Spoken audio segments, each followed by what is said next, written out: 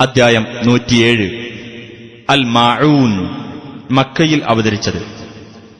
മാഊൻ എന്നാൽ പരോപകാരാർത്ഥം നൽകുന്ന ചില്ലറ സാധനങ്ങൾ എന്നാണ് അർത്ഥം. 7-ാമത്തെ സൂക്തത്തിൽ ചില്ലറ പരോപകാരങ്ങൾ പോലും ചെയ്യാൻ വിസമ്മതിക്കുന്ന ആളുകളെക്കുറിച്ച് പരാമർശിച്ചതുകൊണ്ടാണ് ഈ അദ്ധ്യായത്തിന് ഇപ്രകാരം പേർ നൽകപ്പെട്ടത്. ബിസ്മില്ലാഹിർ റഹ്മാനിർ റഹീം.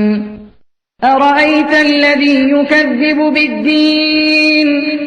മതത്തെ വ്യാജമാക്കുന്നവൻ ആരെന്ന് നീ കണ്ടുവോ? ഫദാലികല്ലദീ യദുഉൽ യതീം. അനാഥക്കുട്ടിയെ തള്ളിക്കളയുന്നവനത്രേ അത്. വലാ യഹുദ്ദു അലാ തആമിൽ മിസ്കീൻ. പാവപ്പെട്ടവന്റെ ഭക്ഷണത്തിന്റെ കാര്യത്തിൽ പ്രോത്സാഹനം നടത്താതിരിക്കുകയും ചെയ്യുന്നവൻ. ഫവൈലുൽ ലിൽമുസല്ലീന അല്ലദീന ഹും അൻ സ്വലാത്തിഹിം സാഹൂൻ. എന്നാൽ നമസ്കാരക്കാർക്കാകുന്നു നാശം, തങ്ങളുടെ നമസ്കാരത്തെപ്പറ്റി ശ്രദ്ധയില്ലാത്തവരായ. അല്ലദീന ഹും യുറാഊന വയംനഊനൽ മാഊൻ.